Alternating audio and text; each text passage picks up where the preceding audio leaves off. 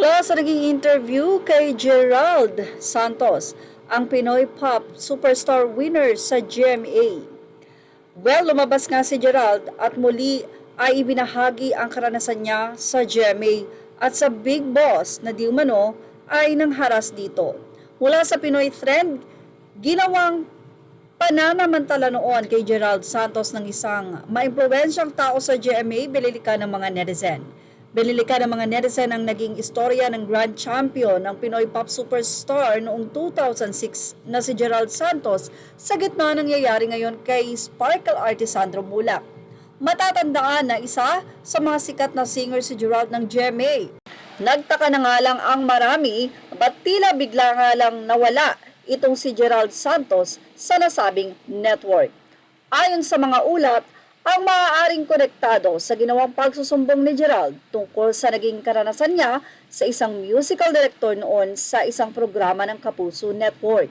Kwento ni Gerald ay maraming oportunidad ang nawala sa kanya simula nang pumalag siya sa nasabing musical director. Ito pong taong ito, maimpluwensya dun sa network. So sa pagre-refuse ko sa kanya, siguro po lumalim na po yun. Kumbaga naapektuhan na rin. Kwento ni Gerald.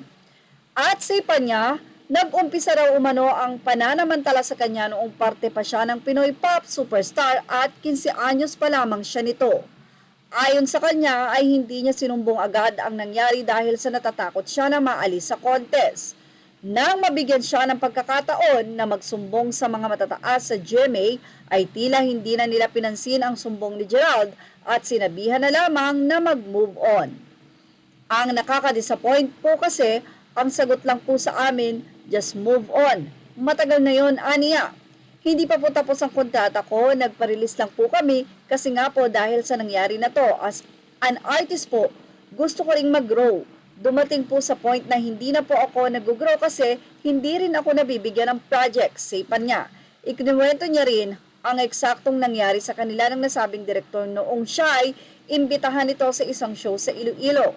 Early flight po kasi, first flight kami, so nag-ask siya na dahil maaga pa nga po para hindi late, pinatulog niya ako sa bahay niya tapos yun na po, nasa kwarto niya po ako, nagulat po ako kasi isa lang ang kwarto niya.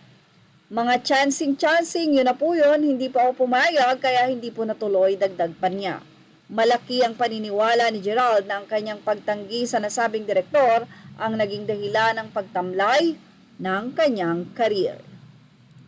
Tanong ng mga netizen, GMA, ano na?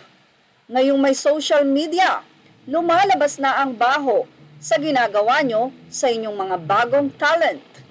Walang kinikilingan, walang pinoprotektahan, serbisyong totoo po lamang. Ngayon ay nagkakabulgaran. Narito ang naging say ng mga netizen sa naging pagsisiwalat na ito ni Gerald Santos. So narito na nga ang naging say ng mga netizen. Ang dami palang bayot dyan sa GMA 7. Walang kinikilingan, serbisyong kabadingan lamang. Naway ito na ang magiging way para matigil na yung mga mapagsamantalang mga yan. Kawawa naman ang mga nagiging biktima nila.